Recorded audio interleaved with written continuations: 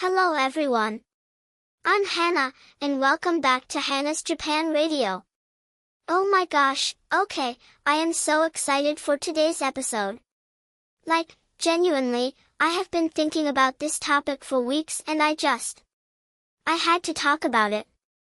Today we are diving into something that I know, has touched so many of your lives. We are talking about anime and manga. Japan's greatest cultural export.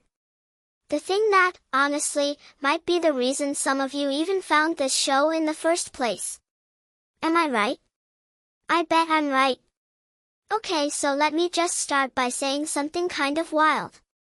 Did you know that the manga industry alone, just the comics, generates over 600 billion yen every single year?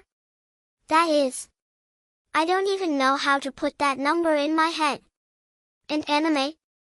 The global anime market is worth something like $25 billion US. Can you believe that? 25 billion. For stories about robots and magical girls and boys who want to be the greatest ninja in the village. I love this world so much. But wait, before we get into the big numbers and the famous titles, I want to take you back. Way back. Because anime and manga did not just appear one day. There is so much history here, and I think it makes you love it even more when you understand where it all came from. So manga, the comics, actually have roots that go incredibly deep in Japanese culture. Some historians trace it all the way back to the 12th century. 1200 years ago. There were these funny illustrated scrolls called kajujiga. Choju means animals, giga means caricatures or playful pictures. And they showed frogs and rabbits acting like humans. Frogs doing sumo wrestling. Rabbits having tea ceremonies. I am not joking. You can actually see them at a museum in Kyoto. The Kozenji Temple has some of the original scrolls. I went there on a school trip when I was maybe 14 and I just stood there staring at these ancient drawings of a frog sitting like a little monk and I thought, yeah, this is us. This is Japan. We have always been a little bit silly and a little bit wonderful. Nothing has changed. Then fast forward to the 20th century, and you get the person who most people call the god of manga. Osamu Tezuka. Oh, this name, if you do not know it, please remember it. He created Astro Boy, or Tetsuwan Atomo in Japanese, back in 1952. And what he did was revolutionary. He brought this cinematic style to comics, you know? Big expressive eyes, dynamic panel layouts, stories with actual emotional depth. Before Tezuka, manga was more simple. After Tezuka, manga became a whole universe. He basically invented the language that every manga artist still uses today. And he did it while also being a licensed medical doctor, by the way. Overachiever. Laughs softly, I can barely finish my homework. Okay, so from manga came anime. And the early anime it was humble. Black and white. Simple animation. But the heart was always there. And then through the 70s and 80s, things started to really bloom. You got Gundam in 1979, these massive robot mecha shows. You got Studio Ghibli founded in 1985 by Hayao Miyazaki and Isao Takahata. Oh, Studio Ghibli. We are going to talk about Ghibli a lot in this episode because I have feelings. So many feelings. Actually, can I tell you my first Ghibli memory? Because this is one of those things that just lives in my heart forever.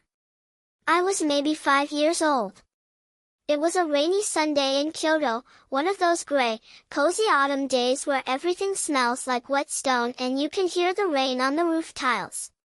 Mayo Bacon, my grandmother, she pulled out this old VHS tape. And she put on My Neighbor Totoro. And I sat on the tatami floor next to her with a blanket around my shoulders and I watched this giant fluffy forest spirit and this little girl running in the rain and I cried. At 5 years old, I cried at a cartoon about a big fluffy cat bus, and I am not ashamed. My Obacon laughed and patted my head and said, "Hana-chan, you have a soft heart." And I think about that afternoon every single time I hear the Totoro theme song. Every single time. I still get goosebumps thinking about it. And that is the magic of Ghibli, right?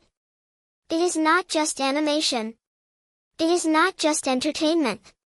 It reaches into something very specific about Japanese feeling, this concept of mono no aware, the bittersweet beauty of things that are fleeting, that do not last forever. Little girls growing up too fast. Spirits disappearing into forests. Moments you can never quite hold on to. Miyazaki puts that feeling on screen and somehow people all over the world feel it too, even if they have never heard of mono no aware, even if they have never been to Japan. That is extraordinary. That is why Spirited Away won the Academy Award for Best Animated Feature in 2003 and became the highest-grossing film in Japanese history. Well, for a long time, at least. Now let me talk about the export side of this. Because the way anime and manga traveled from Japan to the rest of the world is such a fascinating story. In the 90s, something happened. Shows like Dragon Ball Z and Sailor Moon and Pokemon started airing in other countries. And kids everywhere just went absolutely wild for them. I wonder, if you grew up in the 90s or early 2000s, do you remember the first anime you ever saw? I am so curious. Like, was it Pokemon? Was it Cardcaptor Sakura? Was it Naruto? Drop it in the comments, seriously, I want to know. Because here is what is interesting, those shows were often dubbed, and sometimes pretty heavily edited, right? Changed to fit local audiences. But even through all those changes, the core of what made them Japanese still came through. The emotional intensity. The friendship themes. The way characters train and fail and try again and grow.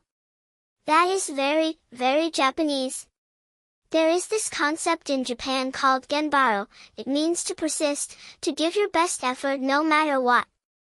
And if you watch Naruto, that is literally the entire show. 450 episodes of a boy just ganbaroing his way through life. Laughs softly, it works. It connects. And then the internet changed everything. Suddenly people could access anime directly from Japan, through streaming, through fan subtitles, fan subs, and the audience just exploded globally. Now we have platforms like Crunchyroll with over 5 million paying subscribers worldwide. Attack on Titan finale episodes were being streamed by millions of people simultaneously around the globe.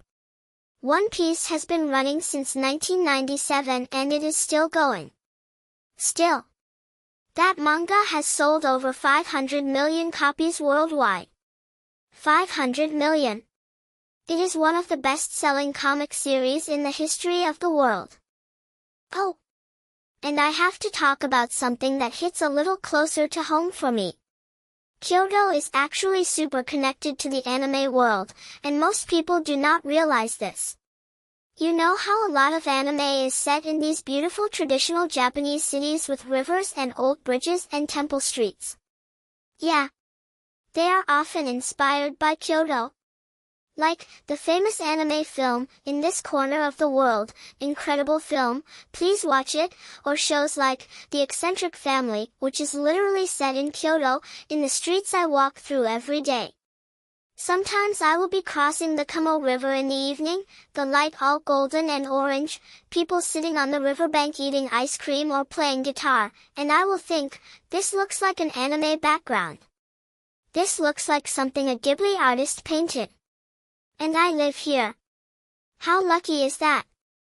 Actually, I remember one time, I was maybe 16, and I was walking through Fushimi Inari, you know, the famous shrine with the thousands of orange torii gates going up the mountain. It was early morning, barely anyone there, and there was mist coming through the trees, and the gates were glowing orange in the light and, honestly, I thought I was in a Spirited Away scene. I genuinely stood there thinking Chihiro might just walk around the corner. That is how powerful these stories are. They make you see your own real world through a magical lens. Now, I also want to mention something that does not get talked about enough, which is the sheer variety of manga and anime. Because sometimes people hear anime, and they think, okay, big eyes, robots, high school drama. And yes to all of those. But manga covers literally every topic imaginable. There is manga about professional bakers, about elderly people finding love, about competitive shogi chess players, about scientists, about history, about fashion, about jazz musicians. There is a manga called Moyasaiman about a university student who can see microbes with his naked eye, just little bacteria floating around him everywhere. There is something for absolutely everyone, and I find that so beautiful. And on the cultural exchange side, anime and manga have actually created this incredible global community of people who feel connected to Japan. So many people have learned Japanese because they wanted to understand their favorite show without subtitles.